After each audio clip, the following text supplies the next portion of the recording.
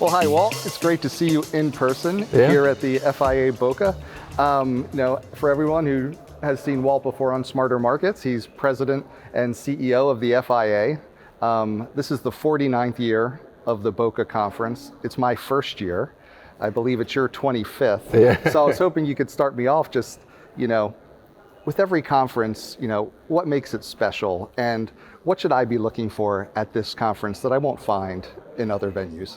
Well, Boca is, as you mentioned, we've been celebrating almost 5 decades of coming here, but it's turned into really the C-suite executive thought leadership conference for us.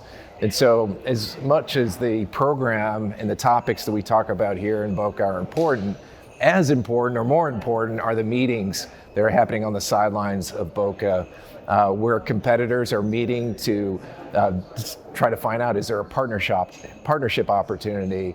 Are there trends that I should be pursuing? Where is the industry and where am I in relationship to my competitors? So Boca really is about a bit of level setting for the industry every year on where we are, where we need to be. And so we have 1,200 executives down here, a record turnout for us. And we're thrilled to kick off this morning and ready to go. And I love your theme. Your motto is who you need to meet and what you need to know. Yeah. I think that's a fantastic way for all of us to start the year off. And I was curious, as you said, we're just getting ready to go here. When you were putting together the schedule for this year's event, what were you thinking about in terms of what you wanted to see people discussing with these 1,200 participants? Well, there's certainly these ideas of modernization. I mean, because you have the ecosystem here, you have the exchanges, CCPs, you have the customer, you have the intermediaries. There's a real opportunity to give a vision, to talk about how we collectively can modernize our industry, to make the rails better, to make it safer, to make it more competitive. So if we can simplify things, people can plug into the system, just like Apple has done with its iOS system, that now there's these apps that develop around it. So that's really, in some ways, what we try to do here is find ways that we can simplify the ecosystem so that all these competitors, all these booths that you're seeing around, they're the apps, right, that are developing with new products, new ways to compete. And so to me, that's a big part of how we start to program. And so we're going to be talking about our new initiative on our Derivatives Markets Institute for Standards, DMIST. We'll be talking about tokenization, which has the potential to modernize our industry. There's just a variety of topics that we think can really help move the collective industry forward. And collective industry is a great phrase, right? Because I feel like you walk around and you see competitors, people that really kind of day to day, they're trying to bring better things to market than the booth next to them, per se. But it's great to come together and say, what can we do collectively as an industry to move things forward? And I was curious, are there certain issues that you think are most important right now, or certain things you're worried about if we don't modernize at the right pace? Well, one of the big issues that will be discussed on many of our panels this week is just bank capital. And as boring as that sounds, and it is a boring and weedy topic, but it really talks about what the capacity of our industry is to grow. And that's why it's important. If you look at the numbers of the top 6 or 7 bank intermediaries, they make up about 90% of the volume flowing through our markets. So if you raise capital on those people by what we estimate to be about 80%, these new bank proposals, that is likely to cause less of that activity to happen, or for one of those competitors to get out of the business.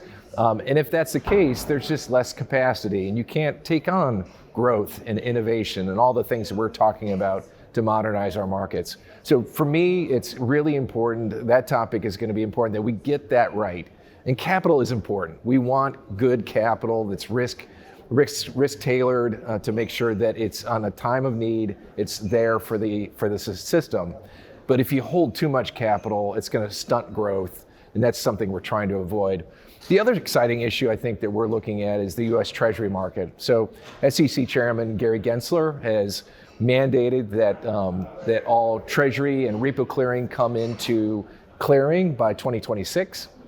And so there are lots of opportunities there. Our industry is a consumer of treasuries. We hold it as collateral for our trades. But there may be efficiencies because what he's mandating looks a lot like our way of clearing in our business. So there may be ways that our industry participates more directly in that clearing, not just a consumer of treasuries, but somebody who actually gets involved in helping to design that infrastructure and help that move forward. So I think that's a very exciting opportunity as well. Yeah. And I appreciate you coming and speaking to us on the first morning of the conference. I know you have your address later this afternoon and a panel that you're moderating. I was interested in, not wanting to steal your thunder, but what message are you looking to send to the industry in your remarks this year? Well, importantly, it's about, I think, the rebirth of competition. I think for me, it feels like there is an excitement and an energy in the air that there's a little more of a risk-on appetite at this year's BOCA. I mean, for many years, we've been fighting through a variety of regulatory issues in Europe and the United States.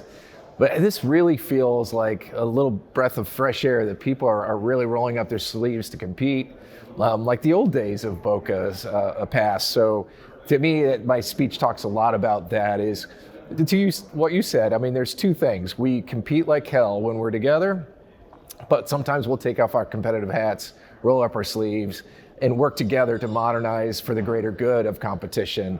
So those are really the two pillars of my speech, and something I'm hoping that takes off here at BOCA this year. That's great. And I'm curious, when you walk around the halls, are you seeing a lot of new names on the booth that relative to what you saw over the past 25 years, or is there a pretty steady ebb and flow? We are. There's a lot of new competitors. And interesting, if you look at our sponsorship list, it used to be a lot of the old guard exchanges, and they still are, and a lot of the banks and people from our financial services. But now you're seeing the Googles and the Microsofts and the AWSs around, and they're big sponsors of us because our business has become a technology business and a software business. And so they recognize the enormous synergies and efficiencies of getting in partnership with our industry. And so we're very thankful to have those new companies around BOCA this year. Yeah, and that's the last point I wanted to ask you about, were some of the challenges and opportunities, and specifically the challenges and opportunities around technology, with so many more technology companies getting involved in the markets. What do you see as the challenges and opportunities there? And what do we as an industry need to be doing to really bring that in a good way? Well, I think, we've been talking about blockchain for a long time. I think we're starting to see some practical applications of blockchain, which I think is very exciting. It's been more of a theoretical, looking for a solution, So, the tokenization of collateral is a good one. That could help us to move money quicker, faster, de-risk the system better. So I think that's something that our community will start to look at in 2024. AI is a big one. I think we're still trying to understand how AI will sit on top of our technology stack and what does that mean. There's a lot of smart people thinking about this, but I think at very practical levels, that's where we want to focus. I know there's lots of philosophical, I can't even say the word, philosophical discussions about AI. We're really trying to focus in on the pragmatic, like where can AI benefit our industry? Where can it help with risk systems, with compliance? All those things that sometimes with a lot of data sets, it's hard for human beings to pull those dots together in a way that makes sense and gives us red flags. But we can do that with AI. AI can help shortcut that and then allow a human being to make some judgments based on that information. To me, that's very exciting. That's great. Oh, I always love that you're such a practical person. Philosophical is not even a word you use. I know. Couldn't get that out. But really appreciate you having us here at the conference. Really looking forward to it. Yes. And thanks for taking the time to talk with us this morning. It's well, always thanks for a pleasure. coming down, Dave. Good to see you. Absolutely.